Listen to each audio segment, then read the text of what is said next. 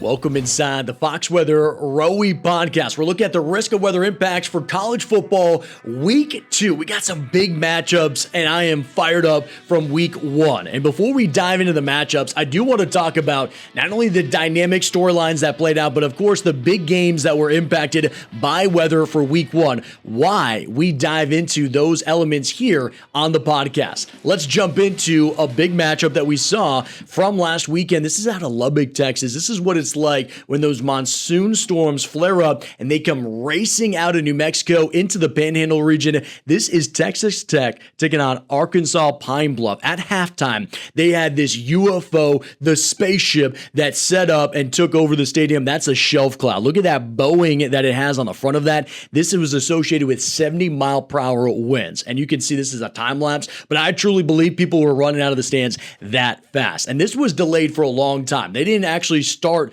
the second half until 11 p.m. local time, and they had to adjust the time frame of the game where, again, the third and fourth quarter were only 8 minutes long in all of this. Now, Texas Tech handled business, and they did just fine, but this just shows you a major impact that the severe storms can have on the game itself. So that was a major delay. Also, my alma mater, they had a big delay too. UCF, they took on Jack State. They had a 2-hour plus delay because of thunderstorms. We had predicted it 48 hours in advance, and it rang true. And I actually think it was the difference maker of the game for UCF. Before that delay, they were struggling to get on the same page. As they sat in that locker room, they were comfortable because they were at home. They were able to get on the same page and handle business. But probably the biggest matchup that people were watching, it honestly looked like a championship game, was Miami and Notre Dame. And it was one thing watching it, but imagine being there. Well, let's talk to somebody who was there. Jared, I got to get your insight. You were showing me your view from the game, dude.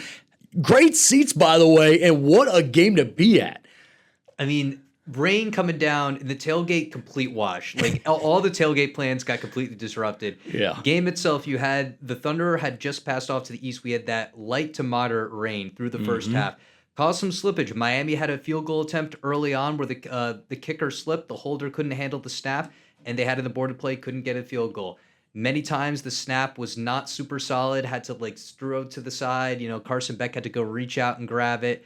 Yeah. Second half, though, calmed down. You know, players weren't slipping as much. Notre Dame running back slipped on one play early in the first half. Second half, it all calmed down, and Notre Dame was able to climb their way back into the game, but it didn't matter. They were too deep of a deficit.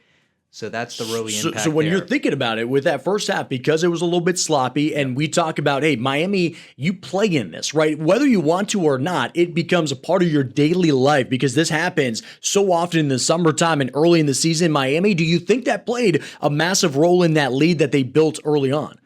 Well, you know what's funny is that Miami slipped a decent amount too early on, but their receivers were able to hold on to the ball, especially that spectacular one-handed catch in the end zone. That was really Miami. Notre Dame's passing attack was non-existent in the first half. Miami was able to go and push through there. But that's the kind of things that we're seeing here, the advantages that certain teams get at different weather thresholds. Let's go dive into this week's forecast. Of course, we're going to be talking about some of these rain events, especially for Beaver Stadium. We have Penn State Nittany Lions. They are number 2 in the country, taking on the FIU Panthers. And this is going to be a rain event. But remember, in week 1, we were talking about tropical-like rainfall. The rain rates were excessive, and there could be ponding on the field. It makes it wet and sloppy. Jared did a great job talking about how that is the great equalizer. When you look at this, right, we put out 3 different categories: precipitation impact, wind impact, and temperature impact. When you're talking about rain, it impacts the wide receivers. They're catching, all right? That becomes difficult. When you're thinking about running backs and their plant foot, does that slip from underneath them, or just the quarterback themselves handling a snap? That can be difficult in a rain event. It's the great equalizer of that. Notice that's the biggest concern with all of this. Overall, when you average this together with the rain, the wind, and the temperatures, it's a 4.7. With this, though, the rain is expected throughout the entire game. The highest likelihood is early on in the game, of course. As we get into the second half, you get about a 50-50 shot out of this, but think about the cumulative effect of this. This is a 4-hour game. If it's been raining for 4 hours straight, even though maybe it's not raining as hard in the fourth quarter or even in the third quarter, it is the fact that you still got a drizzle, a mist that's lingering around already on a soggy stadium. What does this do overall? When you got a dominant team like Penn State, you want to to obviously lean on your opponent, and you want to run heavy, and you want to establish your dominance. But when you have a big disparity between the talent level here, if FIU can linger around and think, hey, they got a shot, that's when this becomes potentially a trap game. I mean, you're number 2 in the country, right? And you're fighting FIU, where a lot of people maybe had never even heard of them before, and you're thinking, okay, we have home field advantage. It's wet and soggy. This is one of those sneaky games that I get worried about. Now, Penn State is favored by a mile. I think they handle business, but it's one of those events where if weather was not in play, we would not even be talking about this game. Because there's rain, this is one of those games you got to make sure you handle business if you are the Nittany Lions. Let's get into some of the other big matchups that we'll be watching for. In-state rivalry already happening, all right? We got the Iowa Hawkeyes. They're going to be taking on Iowa State, the Cyclones here, and relatively quiet. I mean, I think the biggest weather thing that we could talk about is Iowa State's known as the Cyclones, right? Because everything else looks pretty good. Look at the overall average. It's a low risk of weather impact. But notice this, the wind impact is at a 4.1. I do want to talk about, because we focus a lot on the precipitation, right? The wind is something that you start thinking about quarterbacks, deep throws, the shorter routes, slants, options. That's not a problem, right? You're looking at those will be just fine in any type of wind event. But then you get to the punting and kicking. That could be a factor, especially long field goals. I know this is a low risk of weather impact, but any type of breeze, when you're talking about kicks that are 40, 45 yards plus, that could be impacted. Overall, though, I think this is going to be a dynamic game. Everybody's going to be excited at Jack Trice Stadium in Ames, Iowa. It's a 12 p.m. kickoff. What a way to spend your Saturday. Temperatures into the lower to mid 60s throughout basically the entire game. All right, let's get into some more football. This is going to be Northwestern State Demons with the Minnesota Golden Gophers. And this is going to be up in Minneapolis, of course. And we've been talking about these fall frontal boundaries all week on Fox Weather. And luckily, it clears out just in time for the weekend. You'll notice minimal impacts, whether it's rain, wind, or even the temperatures. They are nice and mild for this time of year, right? This is beautiful fall-like temperatures, more indicative of probably late September or even October-like temperatures. But I'll tell you what, when you get the Gophers filling out the stadium there, they are not going to have a problem, and this is not going to limit any type of schematics, right? Everything's on the table for the coaches here. They're going to have a great game as the kickoff temperatures, they're in the mid-50s. Rain chance is almost nil at this point, but you do have temperatures climbing into the lower 60s, partly cloudy skies. Now we got to talk about Grambling Tigers versus the Ohio State Buckeyes. Sorry, this is one of those games that's going to be an absolute, I think, pounding, right? Ohio State handled business against the Longhorns in Texas week 1. They're reigning champs, and so you're looking at them coming into Columbus, Ohio. This is going to be a Saturday game, 3:30 p.m. Eastern. Right now, low risk of weather impact. This is going to be one where I think they run up the score, and they're going to let their second and third stringers also get some reps. That way, they make sure they have some depth later on in the season. As we look at another great game, great temperature out there for everybody, and again, minimal impacts. Not going to limit anybody in this one. Notice the temperatures are going to be hanging out into the mid to upper 60s, and notice the consistency. By the way, we've talked about games in Iowa, now Ohio and Minnesota, all seeing fall-like temperatures right now, and thankfully limiting the chances. This is the time of year where we cash in on the amazing weather, right? Right now, this is exciting football weather where you're getting back out there, and maybe you wear a light sweater at best, but you're just enjoying your team going all out. Later on is when we'll start seeing some of those games that really start to see some impacts. Of course, as we get later into potentially the second severe season, the winter storms, all of that. But of course, we're talking about the games for week 2. Folsom Field, this is Boulder, Colorado. This is the Buffs. They're going to be taking on the Delaware Blue Hens. Precipitation impact. You're noticing that's starting to increase a little bit. That's a 5.2 out of 10, by the way. Wind impact, minimal. Temperature impact, minimal as well. Looking at those rain chances starting to pick up as we start getting into the latter half of the game. So this is going to be the second half.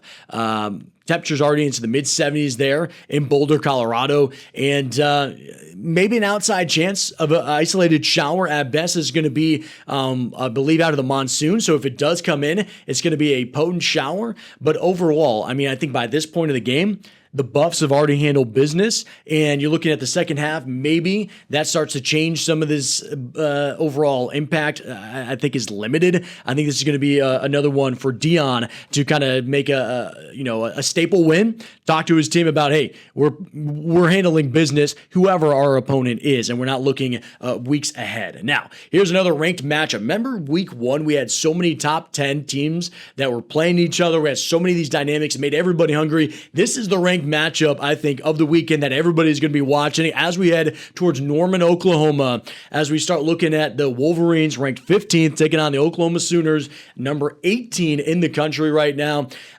Limited impact at Memorial Stadium, 7:30 p.m. It's in the evening time that you start seeing the heat of the day start to wane as well. We talked about those fall frontal boundaries, keeping the temperatures nice and mild for this time of year. I'd also say the humidity is relatively low because of these fall frontal boundaries. That's another aspect of that, because what you're looking at when I mean by humidity is the fact that the air temperature says that it's in the 70s, will dip into the upper 60s. Likely will actually feel like that for the players. You're not talking about any more heat on top of that, which is a great dynamic if you're a fan of either one, the Wolverines or the Sooners. They're going all out. I'm expecting fireworks out of this one. I'm expecting a lot of offense, right? That's what we see with these big matchups, especially for the Sooners, right? They are going to be putting up tons of points. It's an air raid attack. And when you have this type of setup for the weather, you're not looking at any limitation, right? This is not a worrisome about any rain or wind impact.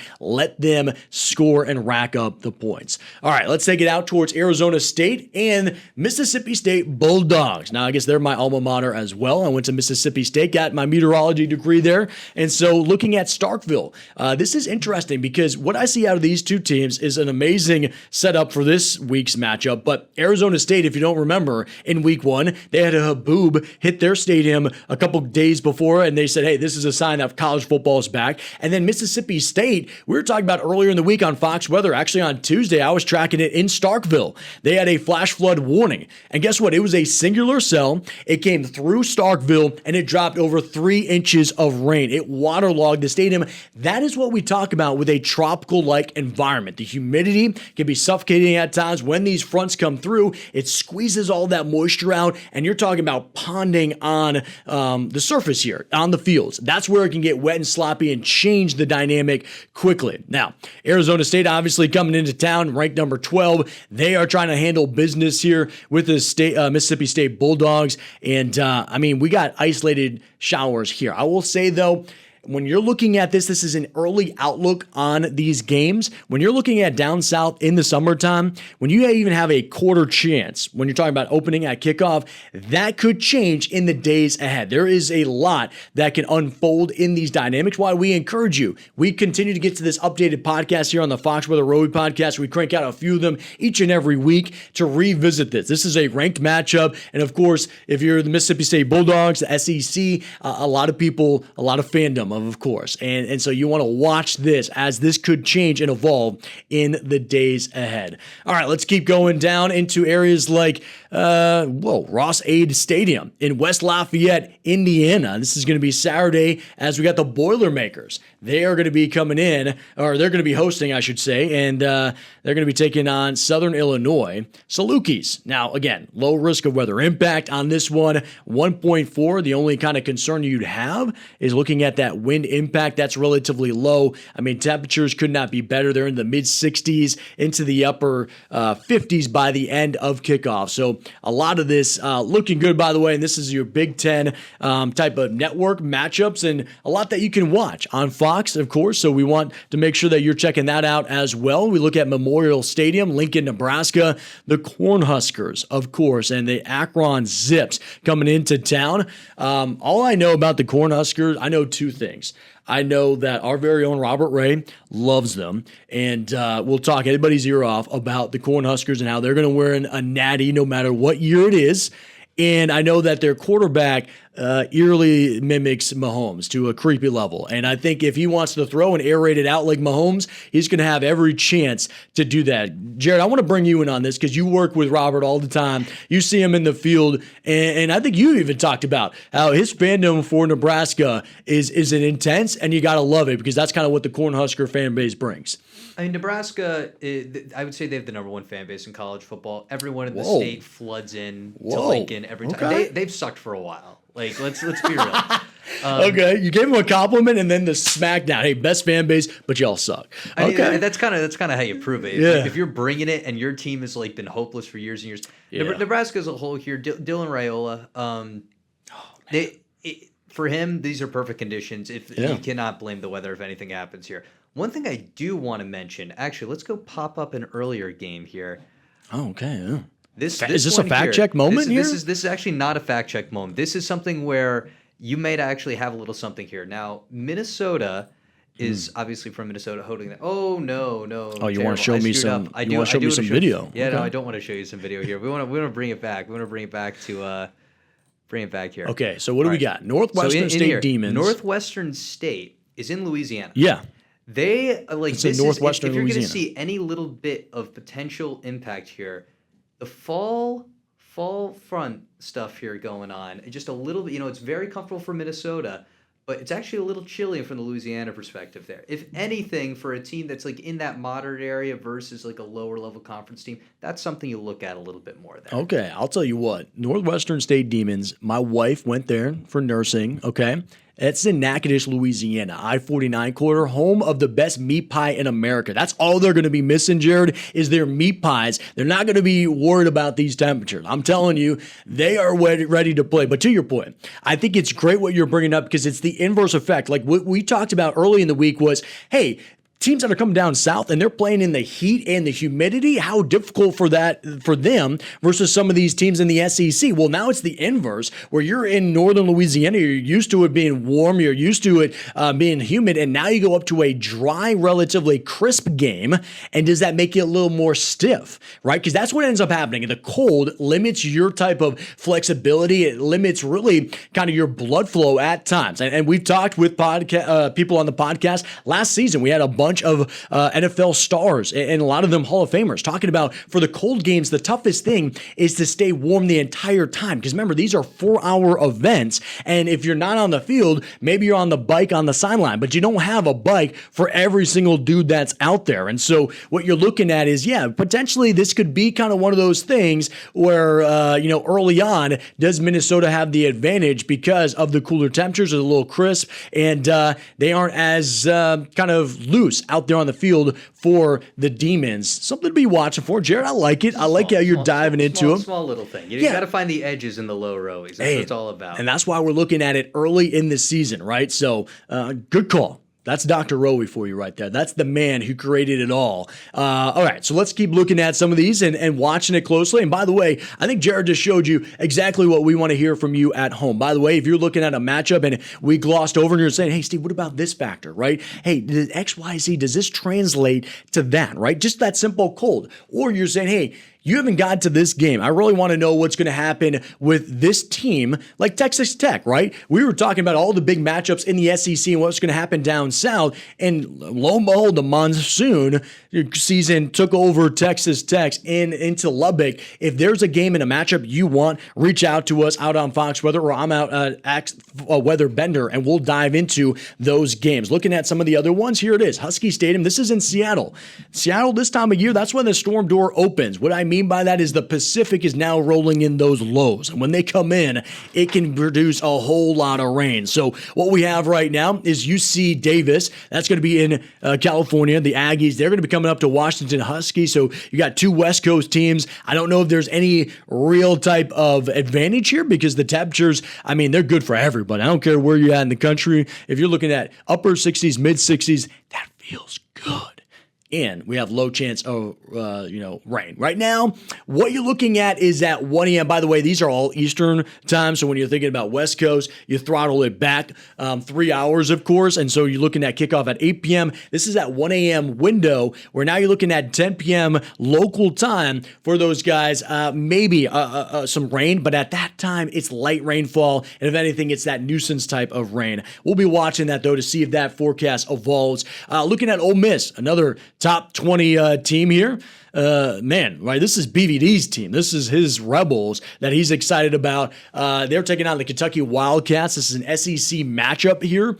Looking at overall minimal impacts, precipitation and wind, something to watch. Low overall, and why the average is the 2.3. Remember, that's out of 10, by the way. So when you start looking at those mid numbers, when you start getting into the 5 to 6 range, that's when you're looking at medium impacts. And then when you get north of that, you get 6, 7, 8, and beyond. That's when you're talking about a major change in the overall dynamics for positions, for coaching, and all of that. Right now, we've been looking at a low category overall. So minor nuances to the game that could change. And truly, we're doing an early week outlook with, if any of these adjust, we will revisit this and talk more about it. This is one that actually has a medium risk of impact. You look at the Clemson Tigers, they're trying to rebound after their loss to LSU, and they're going to take it out on the Trojans out of Troy. And this is something to watch for, by the way. This is one of those trap games, again, where Clemson Tigers, they got a tough schedule. And so are they looking too far ahead? Are they going to handle business at home? Remember, rain is the great equalizer at times. And when we look at it, as of right now, this has been that game that has fluctuated between a medium risk of weather impact. As we've gotten closer now, is back to a low, but it can evolve and it can change because there's two nuances. We're looking at the heat and the temperatures, because this is going to be in Clemson, South Carolina. So that air temperature is actually not what it feels like. It's going to feel like it's in the 90s at this point, right? And then you start looking at those rain chances. We're looking at the third quarter or fourth quarter, the second half of the game, where that's starting to pick up a little bit. Does that change at all? Remember, when we're down south in these areas, these forecasts can adjust from 40 to 72, 48 hour to 72 hour window. And if it does, we're locked in on it. We're watching it. And of course, we want to hear from you. So that's the week 2 lineup. We were watching a lot of them. Of course, the big game is going to be the Nittany Lions hosting FIU right now. Frontal boundary sweeps through with the rain. Is there something else you want us to talk about? Slam it in the chat below, in the comments, or reach out to us on social media. I hope you enjoy week 2 of not only our podcast, but of college football. Until then, we'll see you next time.